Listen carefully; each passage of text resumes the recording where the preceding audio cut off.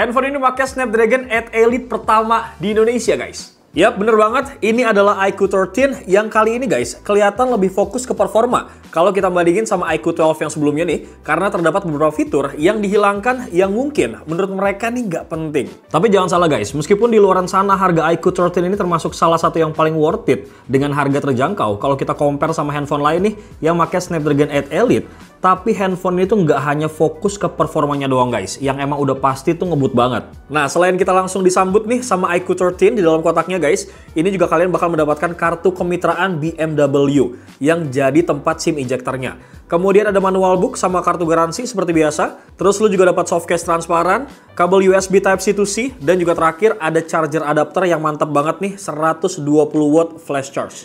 Beralih kita ke unit dari device-nya, guys, yang mana kalau misalkan lu lihat, ini secara desain kamera sepertinya masih sama ya. Dia tuh pakai desain bump seperti pendahulunya, yaitu iQOO 12. Frame-nya ini pakai material aluminium dengan bagian belakang yang sayang ini masih setia banget sama jejak sidik jari kayak gini ya, guys. Nah, hal yang sama juga kejadian sama frame-nya ini, guys. Karena finishing desainnya yang mengkilat kayak gini nih. Jadi menurut gue sih better pakai case-nya deh. Kalau misalkan kalian tuh tim yang kayak gue nih, si paling nggak mau ribet, sering-sering ngelap handphone gitu. Atau solusi lainnya nih ya, kalau misalkan kalian nggak suka varian warna putih legend seperti ini, guys, karena banyak meninggalkan bekas sidik jari sehingga lu harus banget pakai silikon case-nya.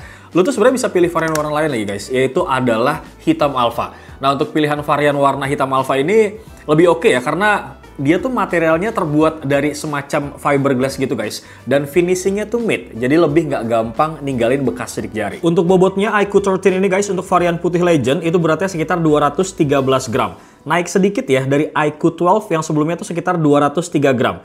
Tapi untuk varian warna yang hitam alpha ini, guys, cuman 207 gram aja. Jadi kalau misalkan dipegang memang bakal agak berasa lebih berat sih, guys. Tapi itu awal-awal doang sih. Lama-lama juga bakal nyaman dan terbiasa. Dan kalau kita perhatiin nih ya, kelihatan kalau kamera belakangnya tuh sekarang udah nggak pakai lensa periskop kayak iQOO 12 yang kemarin. Efeknya sih positif menurut gua dari segi desain. Bikin modulnya tuh jadi lebih ramping. Sebagai gantinya, iQOO tuh sekarang justru nambahin ring RGB atau yang pihak iQOO sebut sebagai Monster Halo Light nih di sekitar modul kameranya. Yang nggak cuma hiasan, tapi juga bisa dikustomisasi sesuai sama kebutuhan kita, guys. Secara handling ini juga menurut gua iQOO 13 kali ini tuh nyaman banget buat digenggam ya, guys. Karena meskipun ini tipe layarnya tuh datar, tapi dikasih sedikit lengkungan 2.5D di bagian pinggirannya nih. Terus di bagian belakangnya juga sedikit melengkung, guys. Frame-nya pun ini meskipun kelihatan kotak, tapi nggak tajam sama sekali loh. Lanjut, sekarang kita bahas bagian layarnya. Yang mana untuk layar ya, Doski ini pakai panel Q10 LTPO OLED 10 bit berukuran 6,82 inci. Resolusinya 2K, Quad HD+, guys. Kerapatan pixelnya tuh mencapai 510 ppi, refresh rate-nya tinggi di angka 144 Hz, dan kecerahan puncaknya ini tinggi banget ya, mencapai 4500 nits. Gua rasa ini bikin layarnya tuh sangat ideal banget nih buat penggunaan di luar ruangan, guys.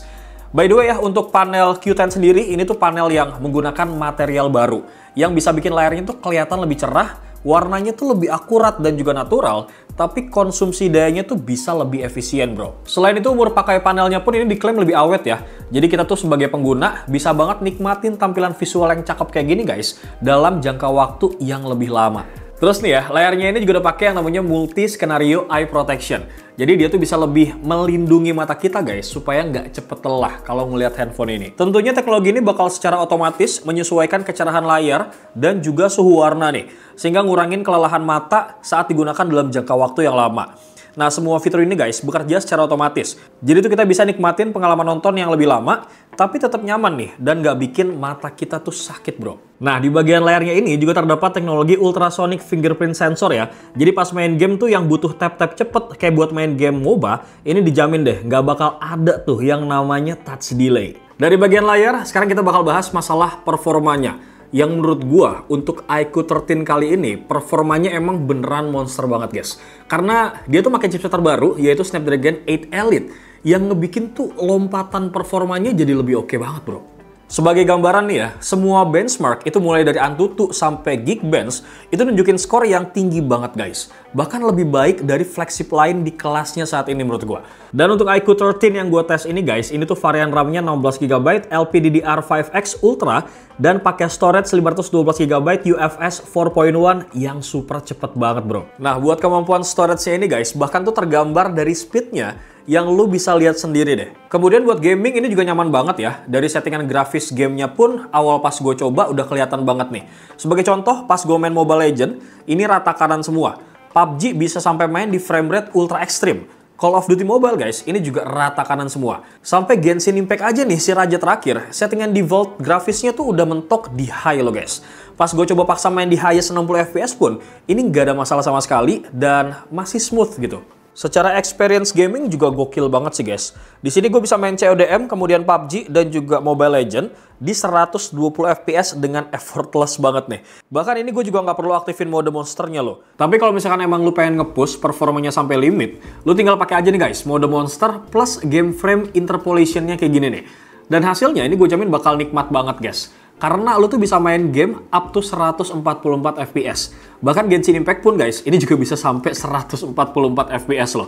Gak ngerti lagi sini gua main phone ini. Performa level atas dari iQOO 13 ini guys, jelas nggak lepas dari peran chip khusus gaming buatan si iQOO, yaitu Super Computing Chip Q2, yang diklaim nih bisa menjamin kekuatan dan juga kecepatan dan stabilitas performa dari si iQOO 13 ini bro. Terus buat elemen pendukung kayak misalkan sensor gyroscope, di sini juga ada pakai yang namanya hard gyro, jadi aman banget.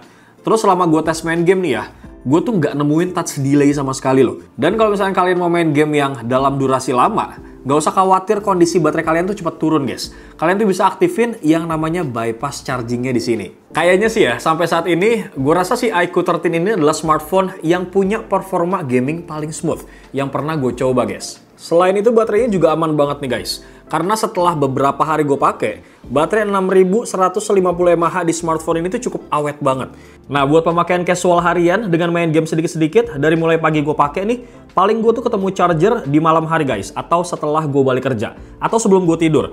Tapi kalau misalkan gue lumayan intens nih main gamenya, ya jelas performa baterainya ini nggak bakal selama itu ya. Sebagai sedikit gambaran aja nih, buat kebutuhan main Genshin Impact di settingan high 30 FPS, baterai si iQOO 13 ini guys cuman berkurang sekitar 8% aja. Dan kalaupun baterainya habis nih ya, doi ini tuh bisa diisi sampai 50% guys, cuman dalam kurun waktu 12 menit aja. Dan bisa penuh cuman dalam waktu setengah jam aja. Tapi tetap dengan catatannya guys, kalian tuh harus ngecasnya pakai charger ori 120 watt yang dikasih di paket penjualannya. Tapi sayangnya ini satu hal yang masih belum ada di iQOO 13 ini guys, adalah wireless chargingnya. Ini kalau ada sih mantep banget guys. Lanjut sekarang kita pindah ke bagian kamera guys. Yang mana di sini barulah kelihatan kalau mau nggak mau kita harus sedikit kompromi. Sebenarnya sih kamera utama dengan sensor Sony IMX921 di kamera belakangnya ini guys, udah bisa ngasih hasil foto yang cukup oke di kondisi pencahayaan yang terang. Tapi kalau misalkan di kondisi yang kurang cahaya, ini bakal kelihatan banget langsung agak keteteran guys. Jadi better, lu harus pakai yang namanya night mode. Kalau misalkan mau ambil foto di kondisi yang redup, apalagi di malam hari nih guys. Karena hasilnya tuh jadi lumayan lebih baik loh. Kemudian kamera ultra wide 50 megapikselnya juga berfungsi sebagai lensa makro ya. Dan bakal langsung aktif nih kalau misalkan kita sedang ngambil gambar dengan jarak yang cukup dekat. Terus ada juga lensa telefoto 2x optik buat pengambilan foto bokeh alias portrait guys. Nah yang gue maksud tadi, kita tuh harus kompromi guys. Karena di handphone ini, sekarang tuh nggak ada lensa periskopnya. Jadi kalau tahun lalu ya, di iQOO 12 kita tuh bisa pakai fitur 100 kali zoom. Nah sekarang guys, di iQOO 13 ini, itu maksimal cuma 30 kali zoom aja. Bahkan menurut gue nih ya, yang bener-bener proper buat ngezoom itu cuma maksimal di 10 kali aja.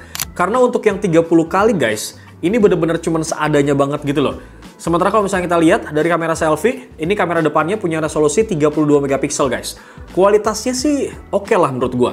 Cuman mungkin ya ekspektasi gua untuk kelas harga segini, gue sih berharap bisa lebih bagus lagi lah. Tapi untungnya ya, secara fitur gue sih bisa salut banget sama si iQOO 13 ini guys. Karena Doski ini ngasih banyak banget fitur fotografi yang melimpah, selayaknya handphone Vivo. Contohnya seperti street fotografi kayak gini guys. Terus di sini juga ada foto portrait, kita juga dikasih pilihan focal length yang beragam, dan di sini juga dikasih pilihan bokeh flare-nya juga kayak gini. Dan kalau misalnya kalian butuh buat ambil foto yang gerakannya tuh cepet, di sini juga dikasih yang namanya fitur snapshot, yang performanya tuh udah lumayan banget lah menurut gua. Bahkan ya kalau misalkan lu pengen ngulik, mode pro untuk pengambilan foto dan video di sini juga ada. Sementara buat hasil perekaman videonya guys, di kamera utamanya tuh doi bisa ngerekam maksimal sampai 8K 30 fps. Dan hasilnya tuh terbilang stabil loh. Sementara untuk kamera depannya, itu maksimal di angka 4K 60 fps. Dengan kualitas yang bisa kalian lihat sendiri nih bro. Kemudian kalau kita bicara soal hasil foto, di iQOO 13 ini guys juga ada fitur AI yang bisa ngedukung kreativitas kita. Contohnya nih kayak AI Live Cutout. Nah di sini tuh bisa ngebantu misahin gambar dari background secara otomatis.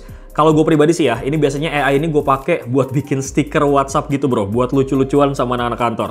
Terus ada lagi nih AI Erase yang fungsinya tuh sama kayak yang di handphone lain, yaitu buat menghapus objek yang kita nggak suka di foto nih. Terus ada juga Google Lens Sidebar yang ngebantu gue banget nih buat translate ke bahasa Indonesia kalau misalkan lagi baca artikel dengan bahasa asing. Kemudian ada Circle to Search juga nih buat pencarian yang lebih cepat dan masih banyak lagi yang lainnya guys. Dan buat harganya sendiri nih ya, untuk iQOO 13 varian 12 per 256 GB itu dibanderolnya under 10 juta. Tepatnya sih 9.999.000 rupiah guys. Tapi harga ini cuma berlaku online aja. Nah, kalau yang dijual secara online dan juga offline untuk varian 16 per 512 GB itu dibanderol dengan harga 11.999.000 rupiah. So, kesimpulannya menurut gue untuk iQOO 13 ini memang sebuah smartphone yang menonjolkan ke performa ketimbang sektor-sektor lain yang menurut gue ini performanya memang gokil banget guys. Terus buat teman-teman nih yang mungkin udah make iQOO 12 kemarin, kira-kira mungkin muncul pertanyaan worth it atau enggak untuk upgrade ke iQOO 13 ini? Jawaban gue adalah tergantung guys. Karena kalau misalkan kalian nyari performa gaming yang jauh lebih baik, jelas gue bakal sangat merekomendasikan kalian untuk upgrade ke iQOO 13 ini guys. Tapi kalau misalnya kalian jarang main game berat, terus malah lebih sering pakai kamera buat foto-foto, rasanya untuk iQOO 13 ini mungkin belum terlalu signifikan upgrade-nya. Kecuali performa kamera depannya nih, yang udah sedikit lebih baik menurut gua. Tapi balik lagi sih ya, keputusan tetap ada di tangan kalian. Langsung aja feel free, tulis pendapat kalian di kolom komentar. Seperti biasa juga buat lo yang pengen langsung ngetakis dan gak sabar guys meminang iQOO 13 ini, link pembeliannya bakal gue taruh di kolom description. Bewok pamit, assalamualaikum guys.